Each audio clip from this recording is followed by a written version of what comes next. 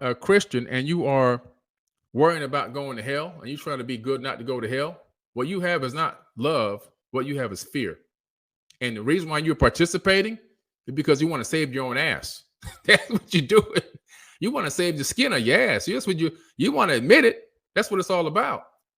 What if this fire is really real? What if this lake of fire really exists? I better do this garbage because if I don't, I might just burn anyway. That's what it comes down to. And if you're operating from that, there's no love in that. It's only fear. Only fear, period. Fear allows you to be controlled. What the Bible, majority of the Bible is, and some good parts in there, but the majority of it is just like watching CNN or Fox News. Nothing but fear 24/7 to bend you down and mold you over and get you in that low frequency mindset so that nothing works out in your favor, period. And if you don't believe it, I want you to get together 10,000, get together me, 1,000,000 Christians in one place and have them start praying and let me see if the world will change the next day. It's going to be the same planet we on. The same people are going to run out and start shooting their guns and killing people. Ain't nothing going to change. You know why? Because they're praying to deaf ears. They don't know how to pray. Prayer works, but not the way that you're praying. If I take you and connect a cap to your head with electrodes on it and connect that cap to a computer to read your brain waves, an EEG. I can read an EEG on your brain and see how your waves are functioning. I can tell you if you're in a low frequency state or a high frequency state based off of your brain waves. If you're in an emotion of fear, doubt, anguish, begging, which is praying, the typical person begs when they pray. That's low frequency. Now, if I take you with that same exact technology and connect it to a computer and to read your brain waves, and I have you in a position of upright power, understanding, commanding, unconditional love, happiness. Now it's going to be high frequency waves going to the computer. The universe reads waves low frequency and high frequency. It knows low and high. And guess what? It's going to give you back whatever you give it.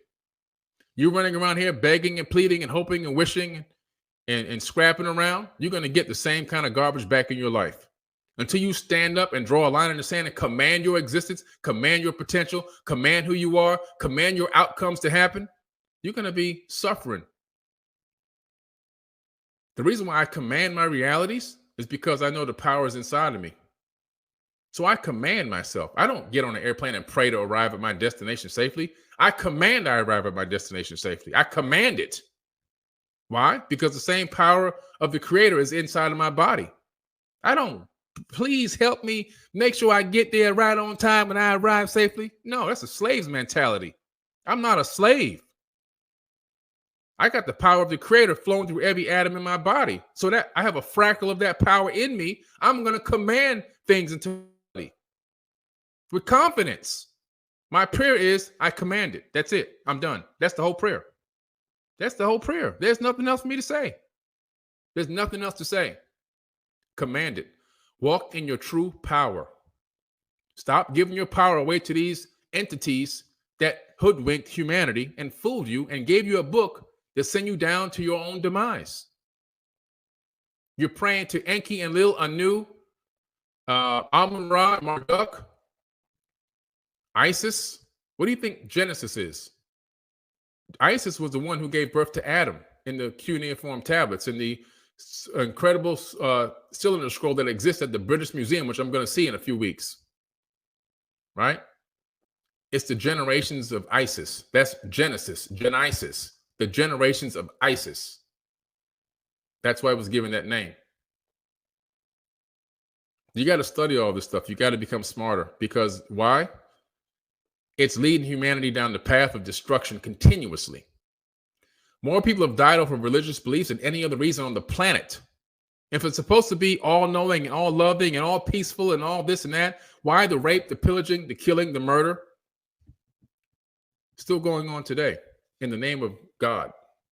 Still going on today in the name of God. You guys got to understand, you got to get knowledge. You got to be willing to read non-commodity scripts. You got to be willing to read the complete Apocrypha, the lost books of the Bible that were kept out. Did you guys know that there's a book in the Bible that's at Harvard Seminary called The Gospel of Jesus' Wife? Oh, yeah. Did you know that in the Sinai Bible, which predates the King James Bible, Jesus was never even crucified, guys? He lived on, got married, never got crucified. That was fabricated by the Roman Catholic Church. Just like hell was added to the Bible in the 1600s. The rapture was added to the Bible by William James Darby in 1835.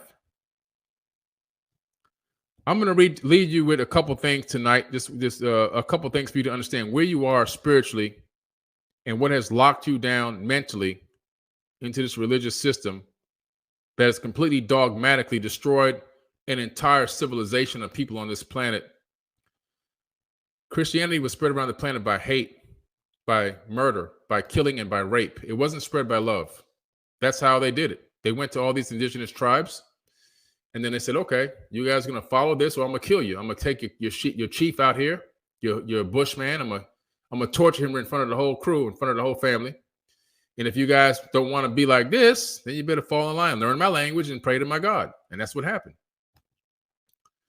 I'm going to read you some top 10 signs that you're a fundamentalist Christian and that you've been hoodwinked and that you've really fallen into the deception.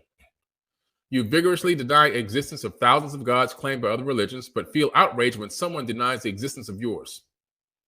You feel insulted, dehumanized when scientists say that people evolved from other life forms, but you have no problem with the biblical claim that we were created from dirt. When I tell people that the Anunnaki genetically modified the existing hominid on this planet and they're Christian, they go crazy. No. You laugh at polytheists, but you have no problem believing in a triune God. Okay?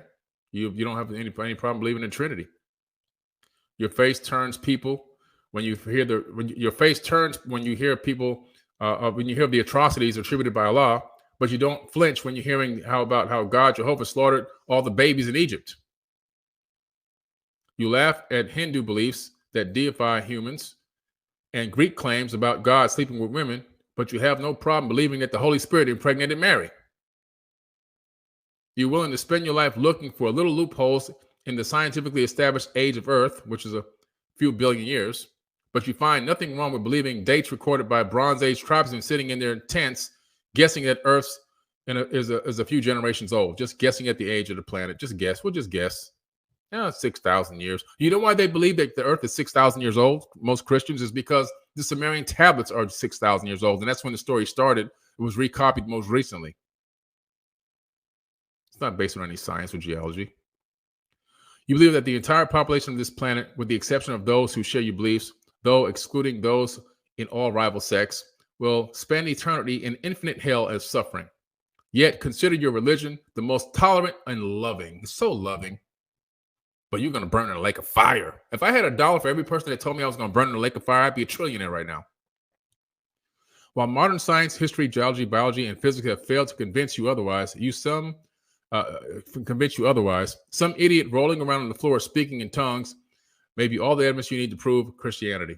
You don't need anything else. That's it. That's your evidence right there. Science out the window. Evidence out the window.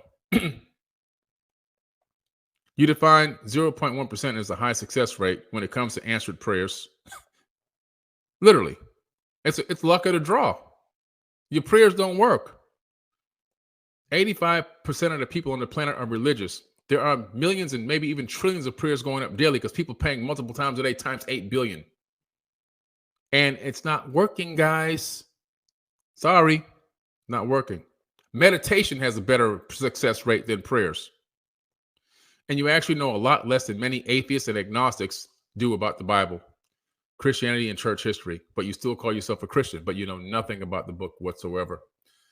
99.9% of Christians have never even read the entire Bible. I've read the entire Bible over 100 times, back and forth, inside and out, upside and down. I know all the information in the Bible. I've calculated and clocked and tagged and tipped all the information in there that's pertinent to my research and information that I need to learn about and know, because it's important for you to understand and know about all the topics and information and historical.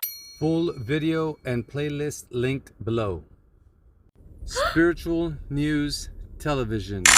AA Creation 911.